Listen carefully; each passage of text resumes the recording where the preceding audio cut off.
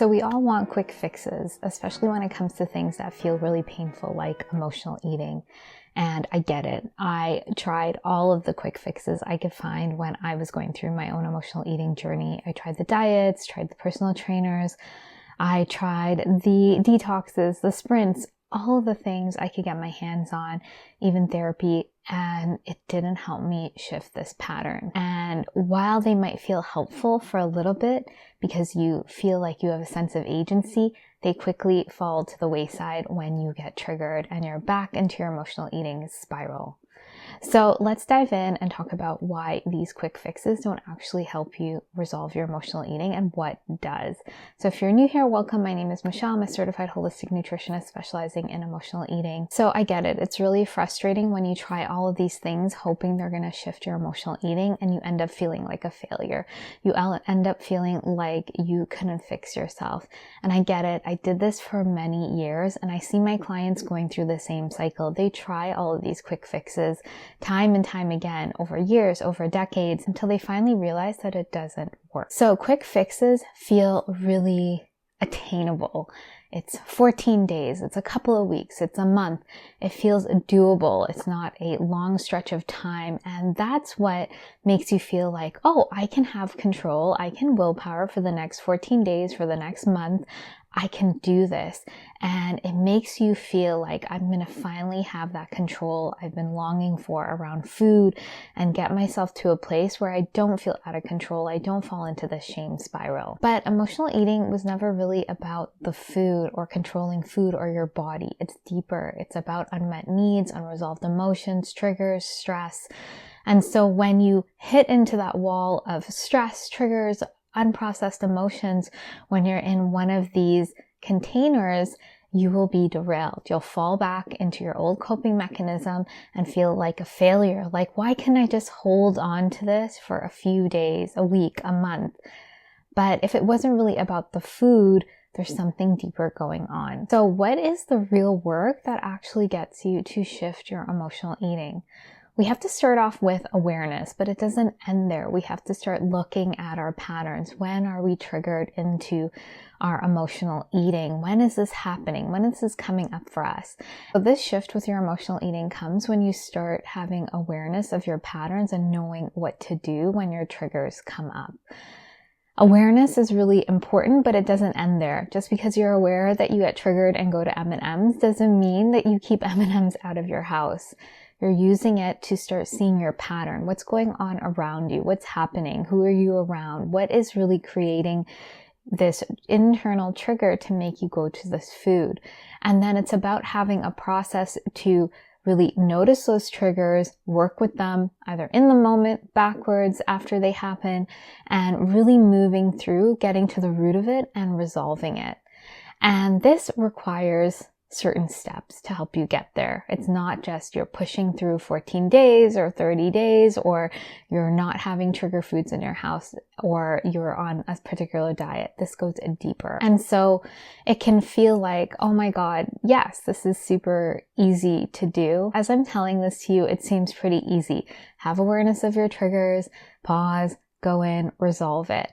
But it's not that easy. You have to have consistency around this. So we need to, yes, have that awareness and know what to do when our triggers come up and have a plan, and we need to be consistent. We need to stay on the path as we have triggers coming up and not fall into that shame spiral to understand what's really happening in order to get us to resolve this pattern. Because at a high level, it's very easy to say, but when you're in the trenches, when you're dealing with your emotional eating, when you're falling into the cycle, when you're falling into the shame or you're getting triggered, it can feel like you're a failure, that you did something wrong. And that's where guidance and support is really important. And this is what I help my clients with inside of the Emotional Eating Evolution program. I can really see their patterns. I can see what's going on, things that they can't see because they're falling back into the trap of, I'm broken, I did something wrong, I'm a failure. And you really need to see this pattern from a bird's eye view to really know that you're navigating it and to have the right process and tools. And so I want to share a little bit more granularly what this can look like for you. So I had a client, Miranda, and when she came into the program, she noticed that she would be triggered into emotional eating, let's say every afternoon and every night. And so she thought, oh yeah, it's really clear I'm triggered into this. And so when we really started to look at it, she wasn't necessarily triggered in the afternoon. She was really restrictive around what she was eating. So she was actually hungry and she was then not eating on time. She wasn't nourishing her body. And I find this with a lot of emotional eaters. We have a diet mentality. We're trying to restrict food or we neglect our needs. We don't end up eating on time. And then we end up just eating whatever's in the house and we feel out of control.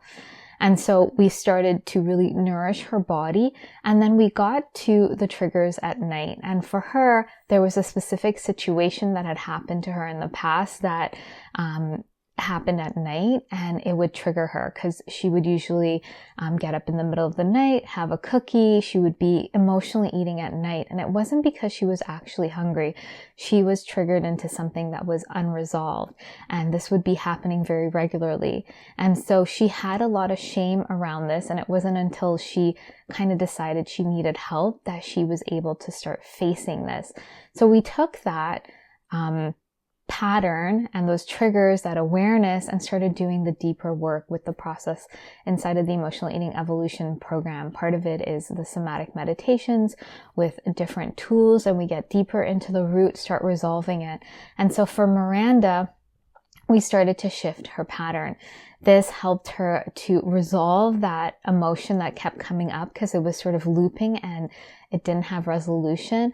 She felt so liberated. She didn't emotionally eat after her first few weeks in the program after we caught those triggers. And so we started to just keep working with the plan, with the process, making sure she was consistent, and we would see if any other triggers popped up.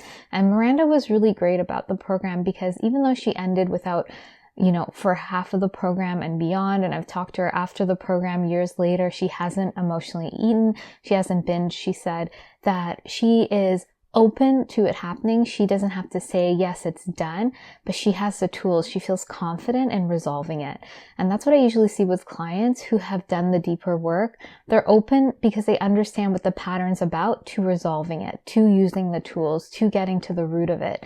They know they're not broken or a failure. They know this is a deeper pattern that's happening for them, that's coming up, that they need to really give to themselves what they needed at a younger age that they didn't really receive in order to move through the triggers that are coming up, making them go to food. And so with Miranda, another key thing that happened is that she also was in the program over the holidays and she had gotten sick. She couldn't see her family and she had to spend that time alone, and a lot of stuff was coming up for her. And because she had the tools in the program, she was able to process all of the emotions and grief that was coming up for her and not rely on food. She knew she had it in her to really support herself in this way. And so she left the program feeling so confident, so at ease and peace around food and in her body, but about her life, about who she was. And so that's the real takeaway. You start feeling really embodied in this ease and peace and calm. It's not about fighting the urge or discipline or controlling yourself. It becomes more effortless and easeful as you move through the process. And so this doesn't happen overnight. It wasn't that we started the program and immediately Miranda felt confident and at ease. This is a process. It builds up slowly over time with consistency. And the Emotional Eating Evolution program is a 12-week container. This can happen in a way in a short amount of time, but you extend it and you keep working on it. This is not in a week or in 2 weeks or in a month. This is a process that keeps going. And so I'm not talking about spending years and years working on your emotional eating like I had to. It's more condensed because you have the tools, you know it's the right path, and you have the process and the support to maintain that consistency. So the new year isn't about becoming a new person, fixing yourself completely, throwing away who you are. There's nothing wrong with you. You're not broken. You just weren't taught how to move through your stress, your uncomfortable emotions, your distress with the right guidance and tools, and you learn to use food. And so this new year, it's really about doing that deeper work, really transforming this pattern, putting in that bit of effort, maybe for 12 weeks, to get sustainable results for years later, rather than doing the quick fix year after year, for decades and not getting any results. One seems like a quick fix, but it ends up taking away years and decades of your life. Whereas if you actually put in the time and the energy into a process that works, it might seem long, but it's actually much shorter, and the results are integrated and effortless and embodied. And so you walk around with ease and confidence without having to think about it and obsess and control. And so if you want to get started on this new way of resolving your emotional eating, the first step I recommend to clients is to start learning to discern true from emotional hunger. And so if you want to get started on that, I have a free guide called What Are You Truly Hungry For? You can download below.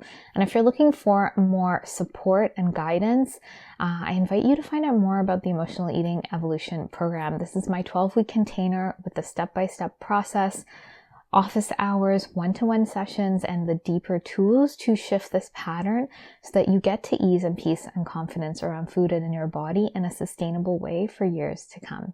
So if you want to find out about either of those, the links will be below. I just want to say thank you so much for watching. If you have any questions, please let me know.